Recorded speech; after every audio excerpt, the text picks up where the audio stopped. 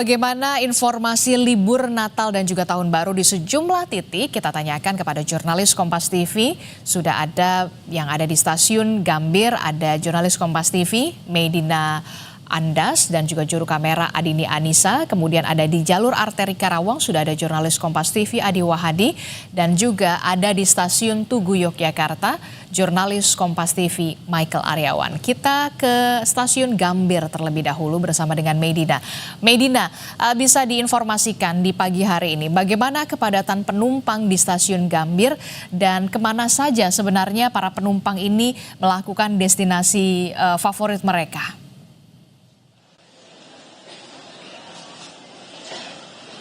Ya, selamat pagi Adisti dan juga saudara. Benar sekali, saat ini pantauan kami di stasiun Gambir Jakarta ini sudah mulai dipadati oleh masyarakat yang akan melakukan perjalanan pada musim libur Nataru 2025-2026. Dan tadi juga saya melihat banyak sekali penumpang yang sengaja untuk datang lebih awal untuk mengantisipasi segala macam keterlambatan. Dengan mereka sekarang sedang duduk-duduk di area tunggu sampai di restoran juga. Dan juga saya melihat antrian yang sangat panjang di area check-in dan kemudian di area face recognition atau pengenalan wajah. Dan memang berdasarkan data yang kami terima dari PT KAI Daop 1 atau Daerah Operasi 1 ini, memang wilayah Daop 1 Jakarta yang juga menaungi stasiun Gambir dan juga stasiun Pasar Senen ini sudah memberangkatkan lebih dari 220.000 penumpang terhitung 6 hari yang lalu pada masa periode Nataru ini, sejak pada tanggal 18 hingga 23 Desember 2025 kemarin. Sementara itu Adisti dan juga saudara, jika kita berbicara mengenai total penjualan tiket di wilayah Daop 1 Jakarta ini sudah menjual lebih dari 598.000 tiket yang terjual. Dan khususnya jika kita bicara di stasiun Gambir ini, memang periode Nataru ini penumpangnya ada sekitar 9 sampai 14.000 yang melakukan keberangkatan setiap harinya. Dan untuk hari ini, Rabu 24 Desember 2025, jumlah penumpang yang akan berangkat ada sekitar 14.000 orang. Dan untuk jumlah penumpang yang tiba di stasiun Gambir ada lebih dari 9.900 orang. Dan dari pihak KAI juga mengatakan bahwa data ini bersifat dinamis, mengingat masih adanya potensi peningkatan sampai tiket sudah habis terjual. Dan untuk destinasi favorit para penumpang ini masih didominasi oleh kota-kota seperti Bandung, Purwokerto, Semarang, Yogyakarta hingga Surabaya. Adapun puncak arus mudik libur Nataru dari pihak KAI ini menyatakan akan terjadi mulai dari tanggal 23 sampai 25 Desember 2025 mendatang, Adisti. Memang di hari ini saja ada 14.000 penumpang yang akan berangkat dari stasiun Gambir Jakarta. Dari stasiun Gambir kita bergeser ke jalur arteri Karawang Jawa Barat. Sudah ada jurnalis Kompas TV Adi Wahadi di sana. Adi, saya melihat di belakang Anda ini sudah ada cukup genangan karena memang sedang hujan di sana. Bagaimana? Apakah sudah ada terlihat kepadatan arus kendaraan di arteri Karawang menuju Cirebon maupun ke wilayah Jawa Tengah, Adi? Ini Larasati dan juga saudara, benar.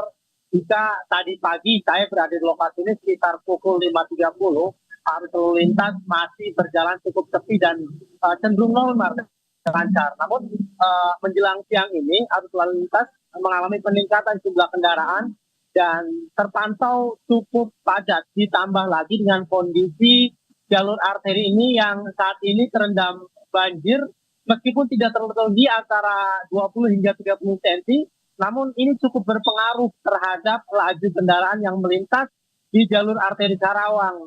Selain itu adanya peningkatan jumlah kendaraan juga mengakibatkan lokasi di jalur arteri tepatnya Jalan Raya Karawang ini mengalami kepadatan arus lalu lintas. Pantauan kami sejak tadi hingga saat ini, dominasi kendaraan masih banyak dilintasi oleh kendaraan-kendaraan sepeda motor atau roda 2. Mereka akan melakukan perjalanan menuju ke jalur Pantura untuk kemudian melanjutkan ke wilayah Cirebon Jawa Barat, Jawa Tengah maupun ke arah Jawa Timur. Sementara itu untuk mengantisipasi adanya lonjakan pengendara yang diprediksi hari ini akan terjadi, pihak kepolisian, dinas perhubungan, serta sejumlah pihak lainnya telah menyiapkan sejumlah rekayasa lalu lintas seperti penutupan U-turn kemudian penempatan personil kepolisian di tempat rawan macet seperti di lokasi ini, serta adanya penutupan sejumlah persimpangan dan menjadi satu lajur. Selain itu, yang perlu diwaspadai di jalur arteri ini, selain kondisi banjir seperti yang sampai saat ini terjadi, diwaspadai juga bahwa rawan kecelakaan juga memungkinkan karena selain kondisi jalan cukup licin seperti hari ini yang intensitas hujan cukup tinggi, juga terjadi waspada terjadi kecelakaan, terutama di jalan-jalan yang rawan macet seperti di Kosambi. Tadi pagi kami pantau ada kecelakaan beruntun di lokasi ini yang disebabkan oleh salah satu pengendara atau sopir ini ngantuk sehingga terjadi tabrakan beruntun 4 kendaraan. Namun beruntung tidak ada korban jiwa dan para sopir ini hanya mengalami luka ringan. Saat ini para korban sudah dilarikan ke sejumlah rumah sakit. Selain itu, Adisti, prediksi puncak arus mudik libur Natal dan Tahun Baru hari ini telah disiapkan maksimal oleh pihak kepolisian dan pemerintah daerah Kabupaten Karawang.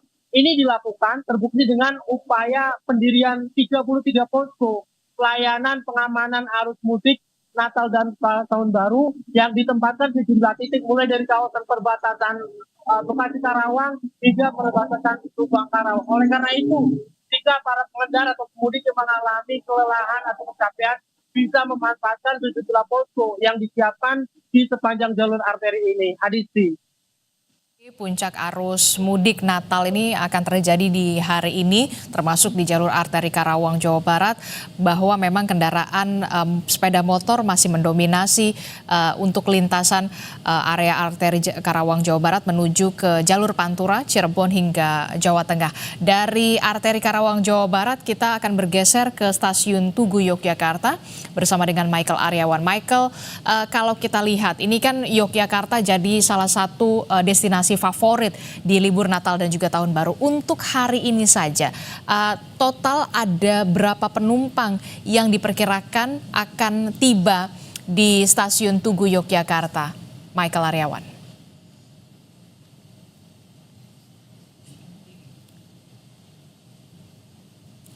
Baik, sayang sekali sambungan jurnalis Kompas TV bersama dengan Michael Aryawan ini terputus, tapi kalau kita lihat bahwa memang Yogyakarta menjadi salah satu destinasi wisata atau daerah wisata yang menjadi terfavorit dalam libur Natal dan juga Tahun Baru ini. Terima kasih sebelumnya kita haturkan kepada Adi Wahadi, jurnalis Kompas TV yang melaporkan langsung dari arteri Karawang, Jawa Barat. Sebelumnya ada Medina yang melaporkan dari stasiun Gambir, Jakarta. Selamat bertugas kembali rekan-rekan, sehat selalu.